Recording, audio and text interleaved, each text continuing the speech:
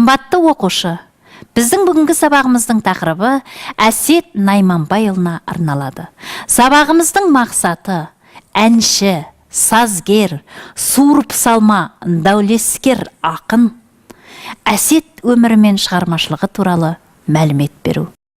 Әсет Найманбаев 1867 жылы қазіргі Шығыс Қазақстан облысы Мақанышы ауданы Бақты деген жерде дүниеге келеді. Және әкесі Әсетті кішкентай кезінде Ғабдышүкір деп аталатын адамның медресесіне береді, оқуға береді. Әрі қарай ақынның қисса дастандарды емін-еркін жаттап өсе отырып, өзінің де өнерпаздығын, өнерін жариялауына мүмкіндік алады екен. Ол өзінің ең алғашқы тестте келіп отырады, Әсет Найманбаевтың ең алғашқы жинағы қалай аталады деген. Ол Еркемай, Қарагөз дейтін әндері ең бірінші рет шығады. Одан басқа Әсеттің мынандай әндері бар екен.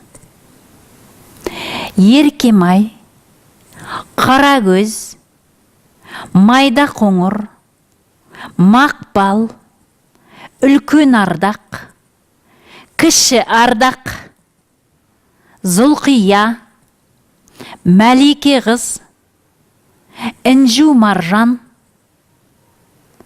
Аужар, тағы басқа. Міне осының ішінде тестте былай үнемі қайталанып отыратын.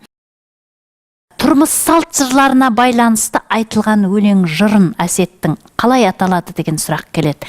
Яғни тұрмыс салт жырларына байланысты айтылатын оның өлеңі беташар және аужар деп аталады. Оған қоса мынадай сұрақ қояды. Әсетті басқа ақын әншілерден ерекшелеп тұратын оның қай шығармасы деген сұрақ келеді. Мінекей, Әсетті басқа ақын әншілерден ерекше бөліп тұратын шығармасы оның Салиха Сәмен дастаны екен. Әсеттің мынандай дастандары бар. Ағаш ат, Жамсап,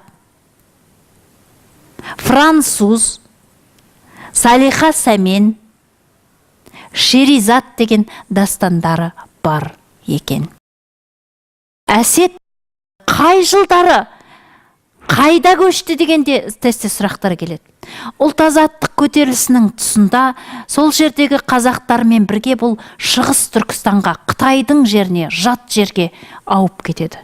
1922 жылы сол жақта қайтыс болған екен.